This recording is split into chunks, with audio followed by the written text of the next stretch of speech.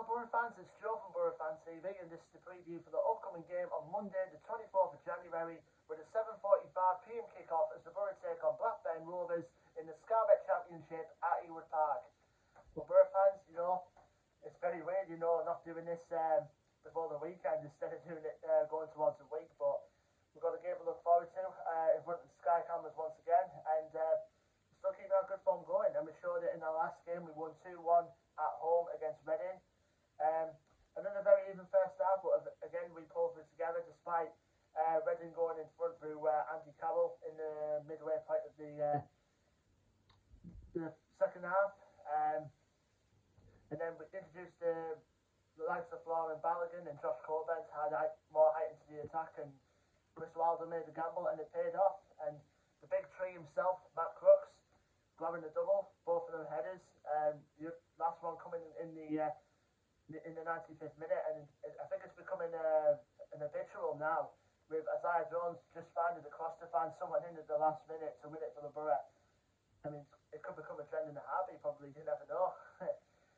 But we got the 3 points and keeping our good run going. Looking at it at the moment, I think we're going, obviously we just slid out of the playoffs at the moment due to other results. We could climb up to back, could climb back up to possibly 5th. Level on goal difference of one of the other clubs. I think this QPR, I believe, in the table. So we're going to this game with a lot of confidence. Obviously, no other news on the transfer front as of yet, but maybe a few potential outgoings. I know Marcus Brown is on the verge of joining Charlton Athletic on loan for the rest of the season.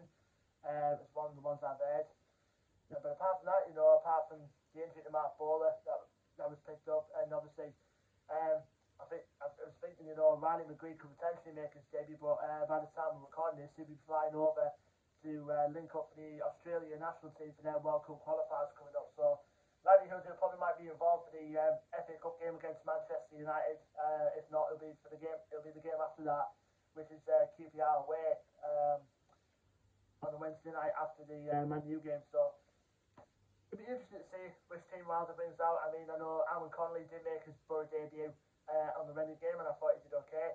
And as I said, Balogun came on there for the last 25 minutes or so, and he did well. So who knows? He can probably get his first Borough start on tomorrow. We'll have to see what team that Wilder brings out. But we're going up against tough opposition as we go on to talk about Blackburn Rovers, who are currently, in my opinion, have been the surprise package in the championship this season. I mean, most people expect it to be, around about the mid-table mark, but no, they're performing very well. Of course, they're under the guidance of Borough legend himself, Tony Mowbray, former player and manager, of course. Who can outstay Tony Mowbray? He's an absolute legend around here anyway. And it's great to see him, doing well at Blackburn. They're currently going into this game in third place in the championship, which obviously, like I said, it's been a surprise for that Blackburn are up there this season, doing so well recently. The record going into this game is played 27, won 14, drawn 7 and lost 6, I believe. Right about that mark, but I'll have to check again at some point. Last game out for them, they lost 2-0 away at Hull City, so they'll be looking to bounce back from that loss, obviously, because before that they were pretty much unbeaten throughout the last half a dozen games, and then that run just came to a halt at the MKM Stadium during the last weekend just gone. So, but the only thing with Blackburn coming up, like us missing Riley McGree through international duty, they're going to be out there. They're going to be without their main star player going into this game, and that of course being Ben Brereton Diaz. Obviously, is going to be on international duty with Chile, so he'll be out of the game completely, so we don't have to worry about that. But we do need to worry about is the other players that Blackburn do have in their disposal that we've got to be wary of. One of them being Sam Gallagher. I mean, he's an absolute constant threat against us. He's shown over the last couple of years in the championship, whether it be for Blackburn or whether it be for clubs that he's been at on loan, etc. He's going to be a constant threat throughout. And another player I've been impressed with from Blackburn Rovers has been Reddy Kadra, who's there on loan from Brighton. Very pacey German international winger, so we got to watch out for him.